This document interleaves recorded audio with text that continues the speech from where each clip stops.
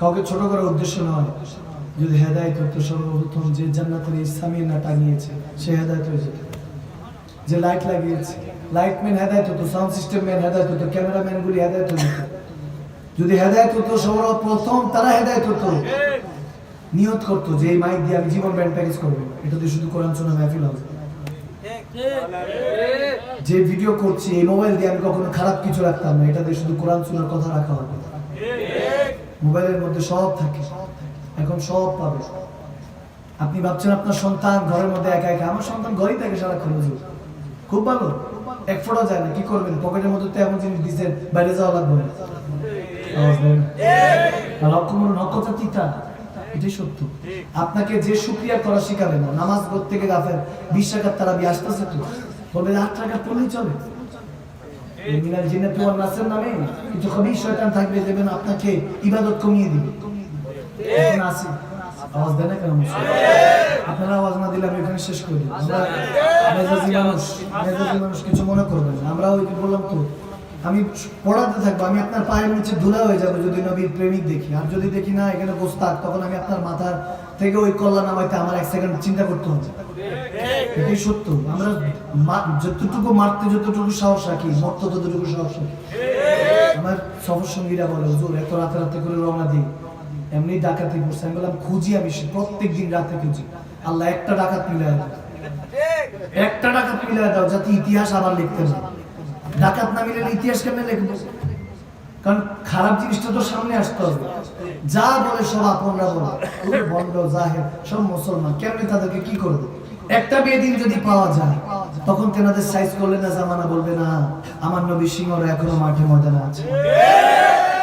আল্লাহর কাছে সবসময় দোয়া করি, আল্লাহ রাতে 3টা 4টা একটা ডাকাত একটা দল ডাকাত দল পাইলাম না জীবনে।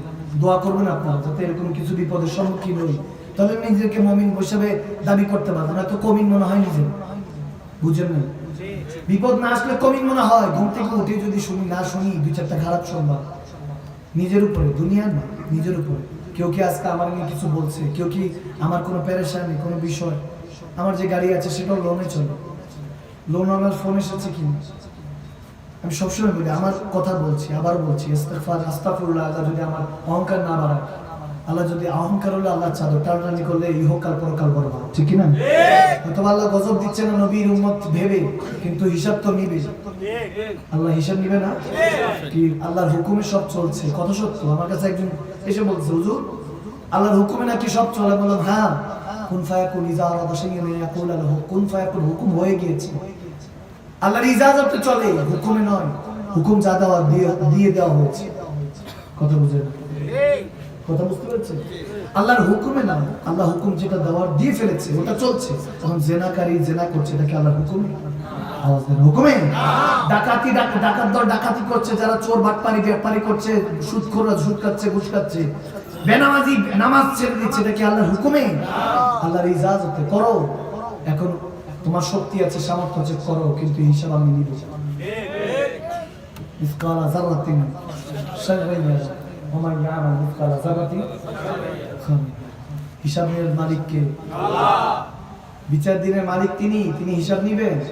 আপনি আজকে মানেন কিংবা না মানেন, একদিন তো মানবেন। হ্যাঁ আল্লাহ তোমারই চলে, তোমারই চলতো, তোমারই চলবে, ঠিক না? আল্লাহ আমাদেরকে বুঝ দান করুক, আমিন। এজন্য পেরেশানি হলে ঘাবড়াবেন না, সবসময় ধৈর্য ধারণ করবেন। আমি প্রায় সময় বলি, কিছুদিন আগে একটা জানাজা পড়িয়েছিলাম, সেই জায়গার মধ্যে দেখে যে খাটিয়ার সামনে সবাই অমুক তমুক বক্তব্যের উপর বক্তব্য। একদল গেছে, আরেকদল এখন এসে এখন ক্ষমতা হোক না হোক মনে করতেছে আমরাই সরকার। আগে জালেমদের যে অবস্থা হয়েছে, আপনারা যদি পরিবর্তন না হন আপনাদের অবস্থা এরকম হবে। জালেমের জুলুম কখনো টিকে না, মনে রাখবেন। হযরত যায়েদ বিন হারিস রাদিয়াল্লাহু তাআলা কে নবীজি যখন দায়িত্ব দিয়ে পাঠাচ্ছেন গভর্নর বানিয়ে, তেনাকে একটাও নসিহত করেছেন। তিনি বলেছেন ইয়া রাসূল একটা নসিহত কর, একটা নসিহত করেছেন, সব কইরো মানুষের উপর জুলুম কইরো না। আল্লাহ জালেমকে কখনো পছন্দ করে না। হযরত ইমাম মালিকের কাছে এক ব্যক্তি এসে ফতোয়া চাচ্ছে, হুজুর আমি দর্জি, বাদশা তো জালেম, তার জামা বানাতে হয়, তার জামা কাপড় আমি বানাই, হুজুর আমি কি জালেম হয়ে যাব? হযরত মালিক বলতেছেন যে তোমাকে বুতাম চেইন দিয়েছে কিংবা কাপড়ের সুতা দিয়েছে সেও জালেম, তুমিও জালেম। কথা বুঝেন না? সব জালেম, জালেমকে যে সহযোগিতা করে সেও জালেম। আর আমরা এখন জালেম তো জুলুমে এমন ভাবে করি, মানুষের উপর মানুষ জুলুম করি কি দিয়া? 500 টাকার বিনিময়ে ভোটটা দিয়ে আসেন। আওয়াজ দেয় না তো হকতা তিতা, এগুলো আমরা কাউকে গনে চলি না। আলহামদুলিল্লাহ আমরা কাউকে গনে চলি না। মুসলমান মুমিন একজন কি হিসাব করে চলে, তিনি কি? আমার কাছে হিসাব দিতে হবে। চেহারা এত নুরানি মানে লাভ নেই।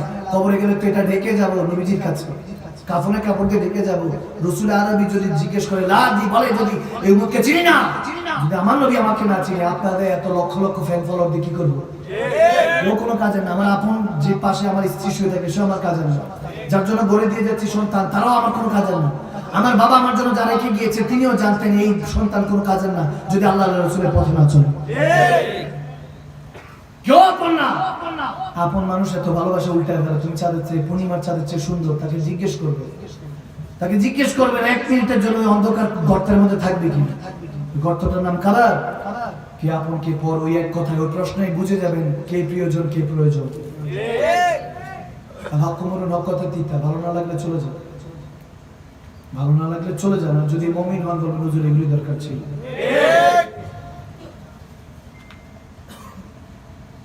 যে কোনো একজন এখন বর্তমানে ক্ষমতার দিন লন্ডনে আছে, ফোনও করেছে। আগের যারা ছিলেন তেনাদের মধ্যে অনেক শিক্ষামন্ত্রী থেকে শুরু করে সবাই আসতেন আমাদের কাছে, অর্থমন্ত্রী থেকে আমাদের দরবারে যেতেন। আলহামদুলিল্লাহ। তো কি হয়েছে? কি হবে এগুলো? কি ক্ষমতা দিয়ে কি হবে? এই ক্ষমতা দেখা বেড়াতে হবে নাকি? এর আগ পর্যন্ত কি কিছু হবে না? কেন কবে আমার পরিবর্তনটা কবে হবে? এত মাহফিল এত মাহফিল এত মাহফিল, চট্টগ্রাম থেকে শুরু সব জায়গায় প্রত্যেকদিন ভালো ভালো স্কলারদের 2-3টা করে মাহফিল হেদায়েত করে। কারণ আমরা তো কাফের হয়ে আছি, আমাদের ভিতরে কাফের। জুবানে নুরানি কথা, ভিতরের মধ্যে তো কাফের বসে আছে। মানি না তো, একটা কথা তো মানি না। বিল্লিসান সব জুবানের মধ্যে নুরানি কথা, এটা তো হলে হবে না।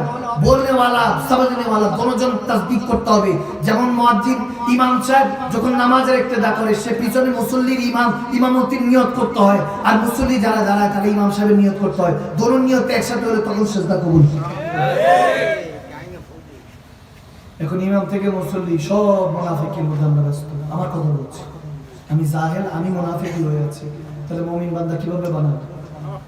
হক কথা গোপন করনে वाला তো বোবা শয়তান। কাউকে তোয়াজ করে চলবেন এরকম হিসাব কেন থাকবে? মুসলমান চিন্তা করবে মৃত্যু, জন্ম যেহেতু হয়েছে মৃত্যু আসবেই। সাধারণ কোনো মৃত্যু চাই না, শাহাদাত চাই। আওয়াজ দেয় না কেন মুসলমান? ঠিক না? জন্ম যেহেতু হচ্ছে মৃত্যু হবেই। আর 500 বছরের মতো বিড়ালের জিন্দেগি মুসলমান পছন্দ করে না। মুমিন মুসলমান রাসূলের পাকের সিংহ হয়ে আল্লাহ যোদ্ধা হয়ে 1 মিনিট 1 সেকেন্ড বাঁচায় কে ইচ্ছে মনে করেন। কে কি বলছে তোয়াজ করবেন না, আজকে থেকে নিজেই পাহারাদার হয়ে যাবে। বলবেন যে আমি একমাত্র ইমামে হোসেনের গোলাম। যদি ইমামে হোসেন আমাদের জন্য শাহাদাত বরণ করতে পারে, আল্লাহর রাসূলের দ্বীনকে কায়েম করার জন্য আমরা হোসেনীরা এখনো আছি ইনশাআল্লাহ। আমাদের ইনশাআল্লাহ আজকে শুধু এই একটাই দোয়া নিয়ে বাড়িতে যাবেন, আল্লাহ আমাকে তোমার কাছে যদি এটা ভাগ্য নির্ধারণের রাত্রি হয়ে থাকে, আজকের এই দিনে তোমার জন্য একটা রোজা রাখবো। বিনিময় যদি তুমি দিতে চাও একটাই দিবা, মুস্তাফাই হিসাবে দুনিয়াতে থাকতে চাই। আমার রাসূলের পাকের সাল্লাল্লাহু আলাইহি ওয়াসাল্লাম, আমার হুজুরের গোলামি, এই গোলামি ছাড়া ইহকাল পরকালে তোমার কাছে কিছু চাওয়া শেষ কথা। একটা জিনিস চাই, একটা জিনিস চাই। আলা হযরত ইমাম আহমদ রাজা খান ফাজিল আলাইহি রাদিয়াল্লাহু তাআলা কাতে নজদিয়া ইমাম আহলে সুন্নাত আলা হযরত ইশক মোহাম্মদ কি বলেছেন জানেন? একটা আশার এভাবে লিখছেন, মিল গায়ে মুস্তাফা और क्या चाहिए। সুবহানাল্লাহ। একটা আশা লিখছেন যে হুজুরে পাক একদিন এসে ইমাম আলা হযরত কে বলছেন, এই ইমাম আহমদ রাজা মিল গায়ে মুস্তাফা, নাও আমি মুস্তাফা তোমার, আর কি চাও? সুবহানাল্লাহ। আমি মুস্তাফা তোমার, मिल गए मुस्तफा और क्या चाहिए, दामाने मुस्तफा जिनके हाथों में है उनको रोजे जजा और क्या चाहिए। যার হাতের মধ্যে আমার হুজুরের হাত আছে, তার হাসরের ময়দানে আর কি দরকার আছে? ঠিক না? তখন আমার আলা হযরত কি বলছেন দেখেন, হুজুরে পাক নিজে যখন এত তোহফা দিচ্ছেন তখন কি চাচ্ছেন? हमको अपनी गुलामी की दे दो सनद, बस यही इज्जत और मर्तबा चाहिए। বলে আমাকে ইয়া রাসূলুল্লাহ আপনার গোলামির সার্টিফিকেট লিখে দেন, এই ইজ্জত আর মর্তবা চাই, আর কিছু চাই না। সুবহানাল্লাহ। আপনার গোলামির সার্টিফিকেট চাই।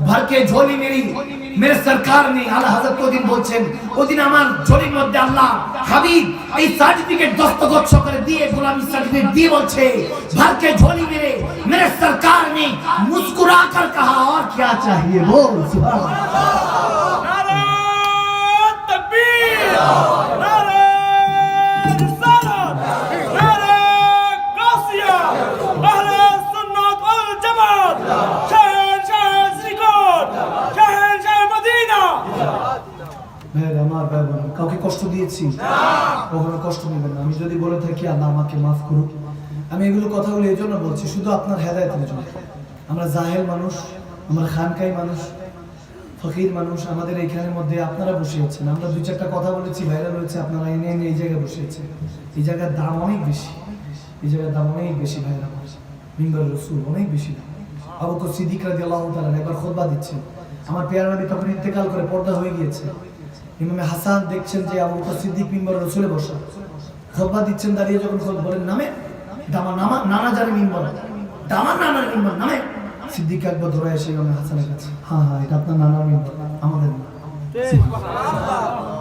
আপনার নানার মিম্বর আমার না আমাদের না তবে একটু এদিকে একটু তাকান ইমাম জাওজি আলাইহির রহমান দুইটা হাদিস একসাথে আছে ইমাম হাসান হোসেন প্রথমটা শুনুন ইমাম হাসান বলতেছেন হ্যাঁ এটা আমার নানা জানের মিম্বর আপনি কেন দাঁড়িয়েছেন বলে আমি নিজ ইচ্ছা দেই না আপনার নানা জান বসিয়েছেন দাঁড় করিয়েছেন ইজাজত দিয়েছেন আপনার বাবা সাক্ষী মাওলা আলী সাক্ষী সুবহানাল্লাহ হে শাহজাদা রাসূল এটা আপনার নানা জানের মিম্বর এটাও যেমন সত্য এই গোলামটা আপনার নানা জানের এটাও তো তেমনি ভাবে সত্য বলে মিম্বর দেখেছেন মিম্বরের মধ্যে দাঁড়ানো এই গোলামটাকেও দেখে বলো আপনি আমার নানা জানেন না হ্যাঁ বলে তাহলে আপনি বসেন সুবহানাল্লাহ ওদিন সিদ্দিক আকবর আবু বকর সিদ্দিক দাঁড়িয়ে বলছেন আজকে জান্নাতের যুবকদের সম্রাট ইমামে হাসানে মুজতাবা আমাকে দাঁড় করিয়েছে কে আর আবু বকরকে ইজ্জত থেকে নামাবে সুবহানাল্লাহ ইজ্জত যেহেতু হাসান দিয়েছেন ইমামে হাসান আর কে নামাবে আরেক হাদিস এসেছে সিদ্দিক আকবরের ইন্তেকাল পরে যখন ওমর ইবনে খাত্তাব মিম্বরে রাসূলে এবার ইমামে হোসাইন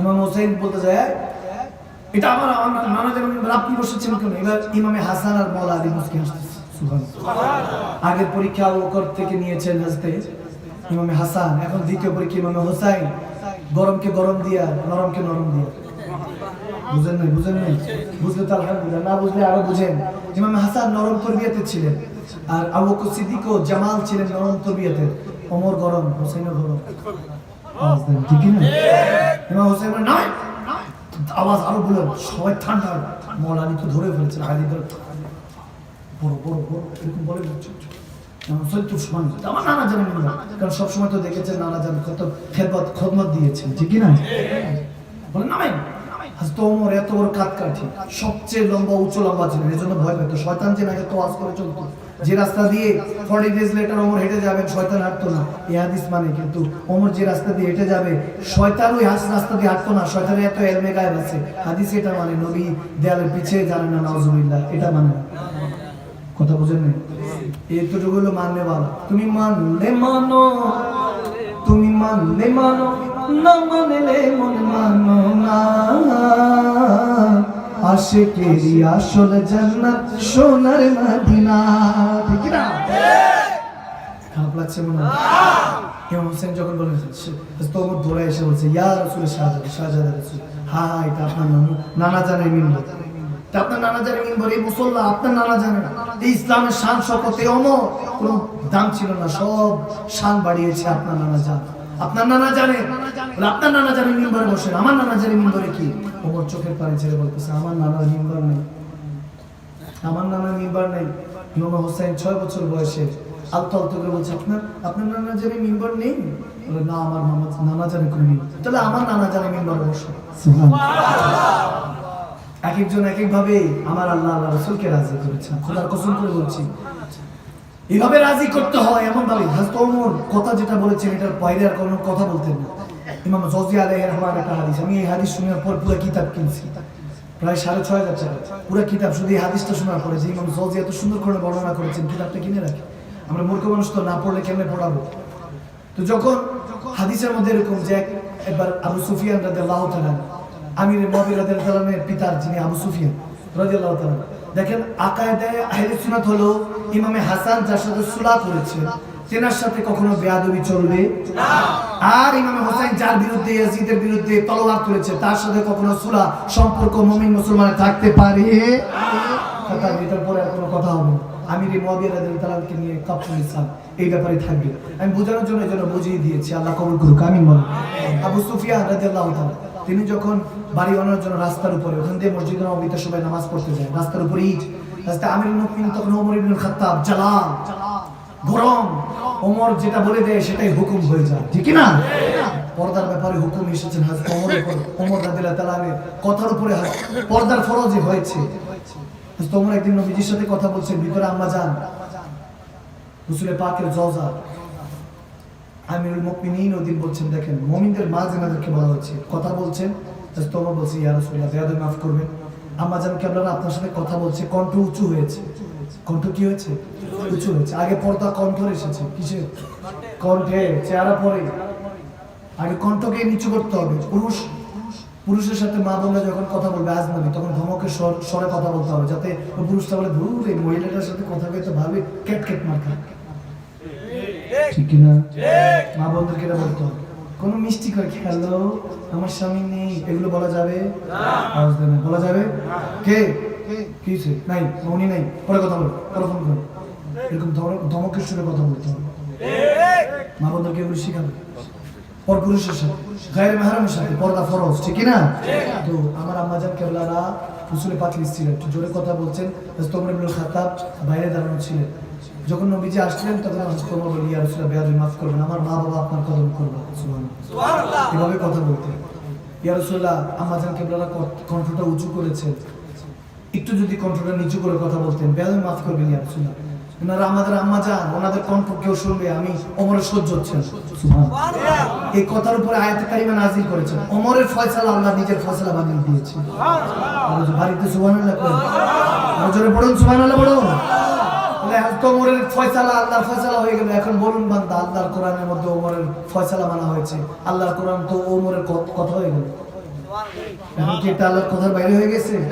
না, বুঝতে হবে আল্লাহর কালাম তখন দাবি হয়েছে যখন মুমিন ওটা অ্যাকসেপ্ট করেছে, ঠিক কি না? ওখান থেকে ফরজ হয়েছে। তো তাসদিক মানার মধ্যে হয়, না মানার মধ্যে না। তো হযরত ওমর ইবনে খাত্তাব আমার কাছে জামার মধ্যে শেষ হাদিস, আমি আর বেশি দীর্ঘ করবো না, বেশি পড়ে লাভ নেই।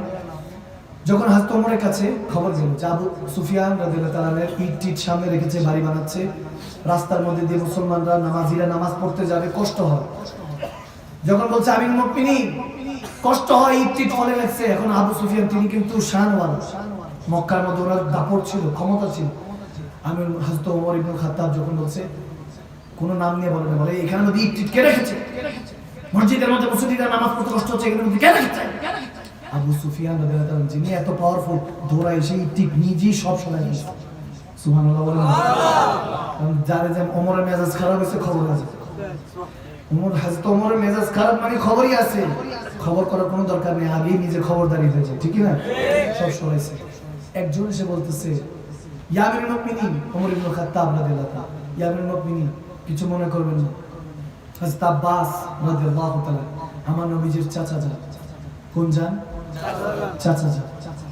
তেনার ঘরের মধ্যে এক ধরনের পাইপ লাগানো, লোহার পাইপ, যেটা দেখবেন কাবা শরীফের উপর আছে। পানি বৃষ্টি পড়লে দেখবেন ওখান থেকে পানি পড়ে, মেহরাবের মধ্যে লাগানো আছে, আছে কি নেই? ওইখান দিয়ে পানি পড়ে। তো বলে আব্বাস রাদিয়াল্লাহু তাআলার বাসা থেকে একটা পাইপ লাগানো, লোহার থাকতো, ওই জামানার লোহার পাইপ, ছাদে যে পানিটা জমতো ওই পাইপ দিয়ে পড়ে, কি বলে না? কথা বুঝেন না মনে? ওই পানি পড়ে মুসল্লিদের উপরে, দেখা যায় কাঁচরা ময়লাগুলি পড়ে, মুসল্লিদের নামাজের জন্য যাচ্ছে এখানে গায়ের মধ্যে পড়ে। হযরত আব্বাসের ঘরের মধ্যে একটা পাইপ, লোহার পাইপ লাগানো, যেটা দিয়ে ময়লা পড়ে, এটা দিয়ে মুসল্লিদের নামাজে কষ্ট হয়, ওটা ফেলবেন না। এখন নবীজি চাচা জানতো, ভেবেছেন এখানের মধ্যে আত্মীয়তার হিসাব হবে, আত্মীয়তার হিসাব। হযরত ওমর ইবনে খাত্তাব লম্বা ছিলেন, তো উটের মধ্যে গেলেন, নিজেই ডান হাত দিয়ে টান দিয়ে ভেঙে ফেলে দিয়ে গেছে। ফেলে গিয়ে সবাই বলছে, দেখছো ওমর কথায় আর কাজ, কাউকে তোয়াজ করার সময় নাই। হযরত আব্বাস যখন আসছেন কোথা থেকে এসে দেখতেছেন এই অবস্থা, তো কেউ একজন বলল হুজুর কিছু মনে করবেন না, হযরত ওমর এটা করে গেছে।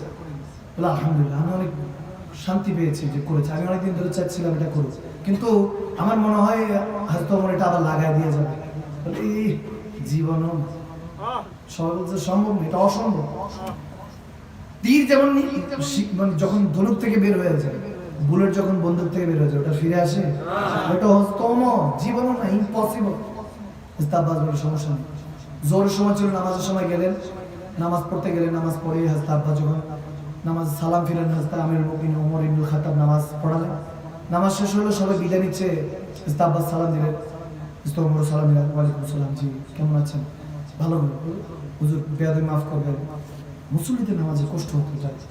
বলে কি করবেন, আমি শুকরিয়া আদায় করেছি, আল্লাহ আপনার হায়াতের মধ্যে আমলের মধ্যে বরকত দিক। বলে তাহলে কেন, আপনি নিজেও করতে পারতেন। বলে কি করবো বলেন, ঘরটা যখন তৈরি করছি তখন আমি সব কাজ শেষ, একদিন হুজুরের পাক তাশরিফ আনলেন আমার ঘরের মধ্যে। সুবহানাল্লাহ। রসুলের পাক এসে ছাদের মধ্যে উঠলেন, আমাকে দেখছেন কাজ করতেছে। বলে চাচা যা, তখন তো নবীজি পর্দা করেছেন। বলে হুজুর বলতেছেন, নবীজি বলতেছেন চাচা যান কি কাজ করছেন?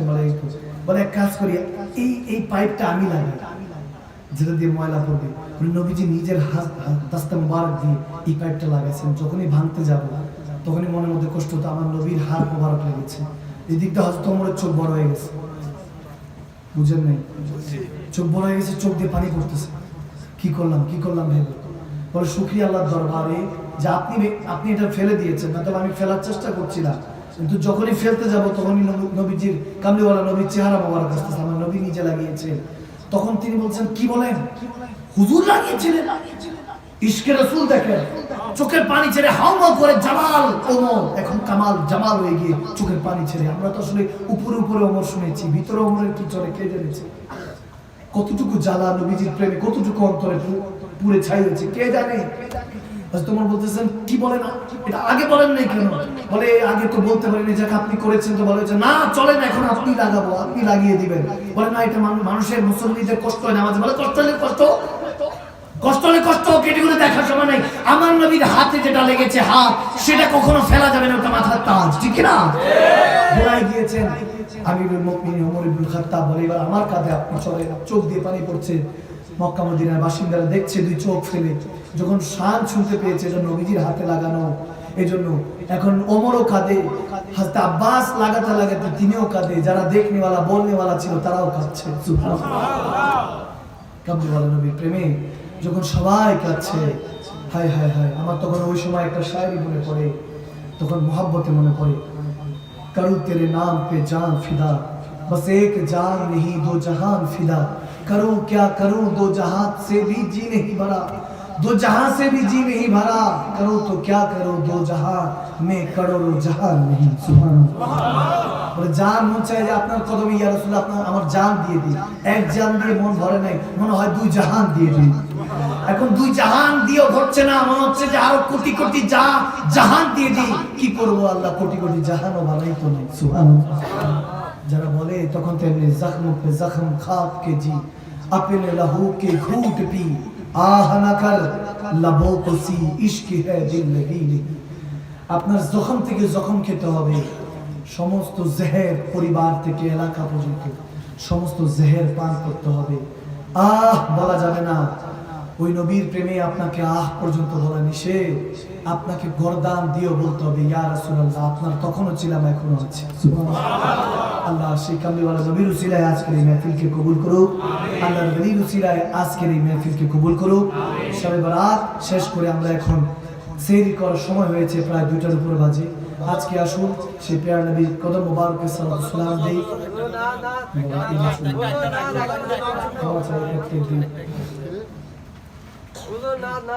জমিন ও জামান তোমারই দিয়ে আছে। কালামে পাক না, এবছর এতটুকু ওয়াজ করেছি, খেতাব করেছি। ইনশাআল্লাহ আল্লাহ যদি কখনো তৌফিক দেয়, আগামী কোনো এক সময় এসে 20 মিনিট কালাম করব।